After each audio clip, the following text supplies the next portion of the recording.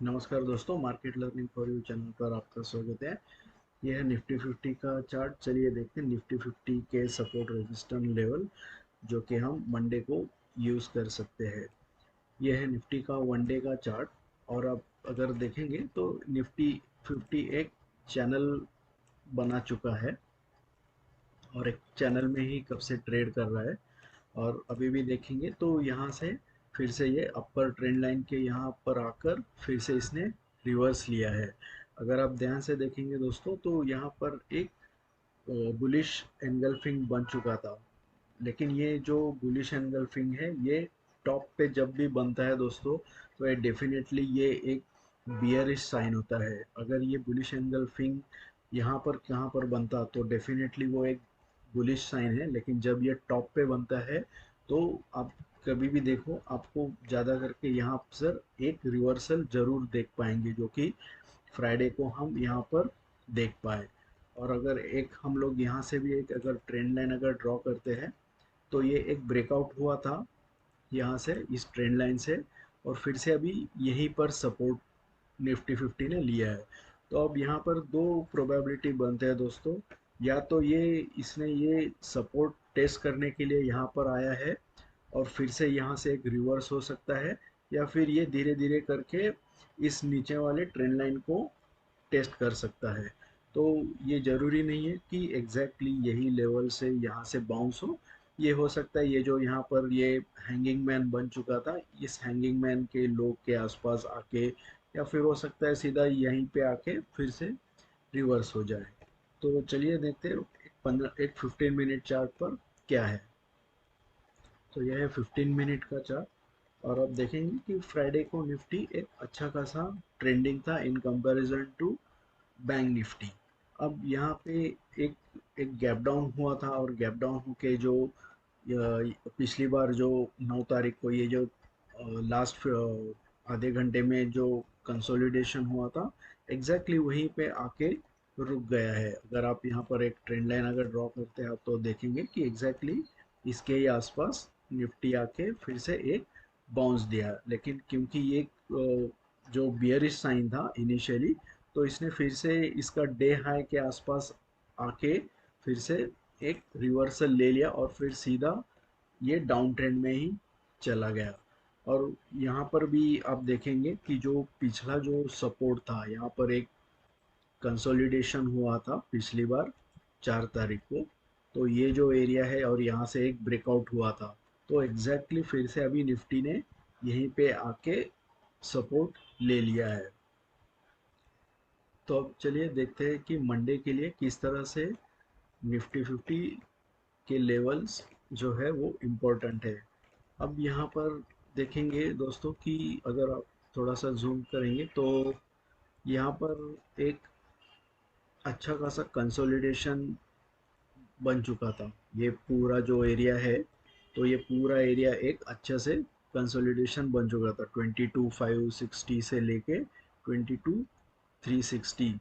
तो ये तो अभी ऐसा लग रहा है कि निफ्टी 50 फिर से यही जोन में आ चुका है।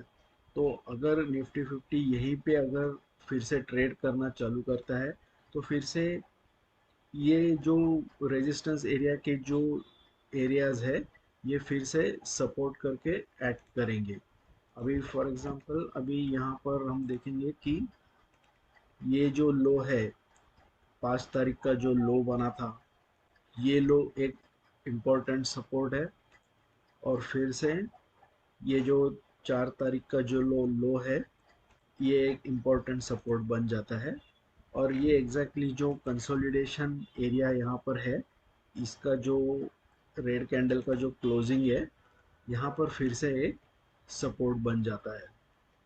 तो ये एरियाज अब तो ये जो अब लेवल्स है 22,466, 22,428 और 22,307, ये लेवल्स अब दोस्तों इम्पोर्टेंट है। अगर in case Nifty 50 gap down होता है तो ये लेवल्स जरूर एक सपोर्ट की तरह काम करेंगे।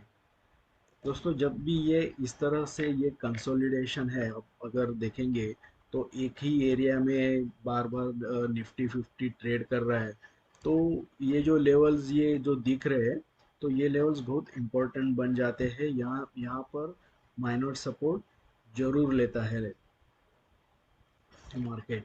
तो अब यहाँ पर अगर हम लोग अपसाइड की तरफ अगर देखेंगे, तो यहाँ पर आप देखेंगे कि यहाँ पर एक डबल टॉप बन चुका था, और डबल टॉप बन के फिर यहाँ से एक, यहाँ पर अगर देखेंगे तो एक शूटिंग स्टार बन गया था, और फिर यहाँ से नीचे आया, और मार्केट फिर से यहाँ पे एक बार पुल बैक दिया, फिर से नीचे आया। और यहाँ पर अभी एक दोस्तों एक पुल बैक पेंडिंग है।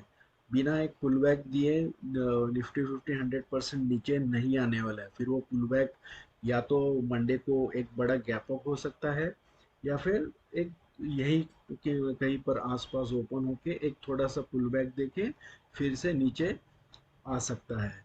तो अभी समझो गैप अप अगर हो जाता है ऊपर की तरफ, तो ये जो ब्रेकआउट लेवल्स था, तो ये एक यहाँ पर रेजिस्टेंस एरिया बन जाएगा।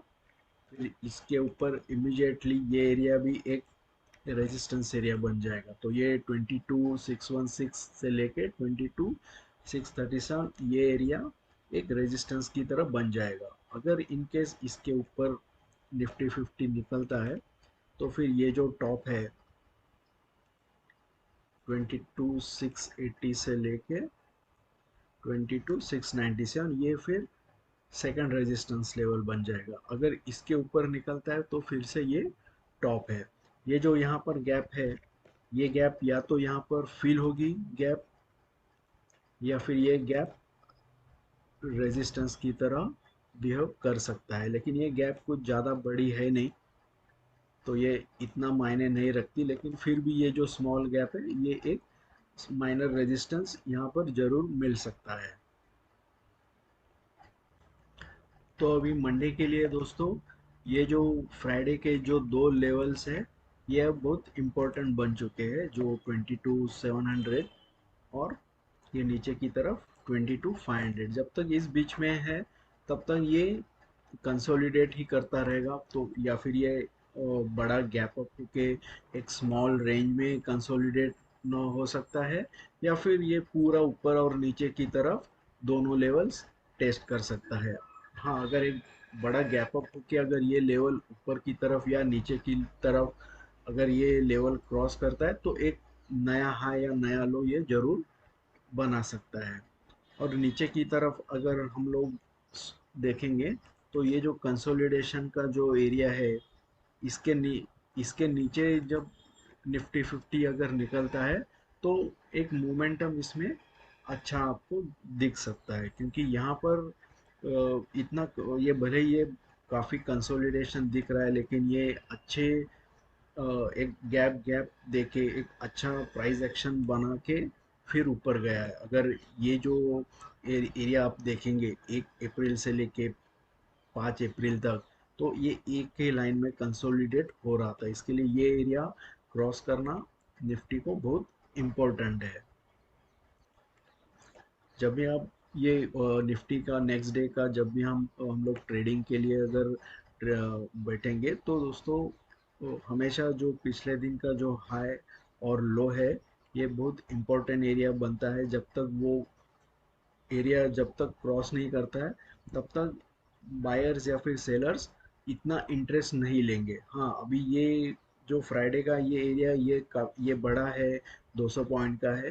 तो इसमें थोड़ा बहुत आपको मोमेंटम, थोड़ा बहुत स्कैल्पिंग आप कर सकते हैं। लेकिन अगर आप अगर यहाँ पर देखेंगे 10 अप्रैल को किस तरह से एक छोटी रेंज में ट्रेड कर रहा था, और बाद में ये जैसा ही इसका लो ब्रेक हुआ तो एक मोमेंटम हुआ।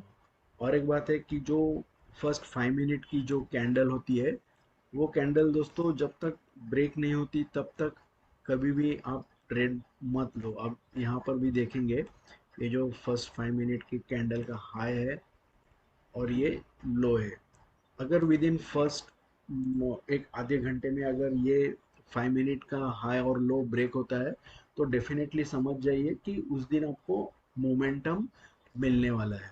अभी यहाँ पर अगर आप देखेंगे 10 तारीख को अगर आप देखेंगे, इसका हाई मैंने मार्क किया, इसका लो मार्क किया, तो आप देखेंगे जब तक ये प्राइस इस रेंज में आता है तब तक वो कंसोलिडेट ही करता रहेगा। आप अगर यहाँ पर सी और पी के चार्ट्स भी देखेंगे ये रिस्पेक्टिव स्ट्राइक प्राइस के अगेंस्ट, तो वहाँ पर आपको प्रीमियम डीके होते ही नज़र आएगा।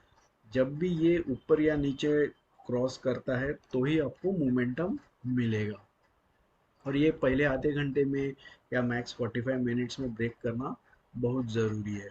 अगर बाद में अगर ये पूरे दिन अगर कंसोलिडेट करता रहा तो फिर एक 2 बजे के बाद आप एक्सपेक्ट कर सकते हैं कि एक थोड़ा सा अगर ब्रेकआउट होता है तो मोमेंटम आपको मिल जाएगा। आप ये कभी भी ये कौन सा भी डे का आप बैक टेस्ट करके देखिए।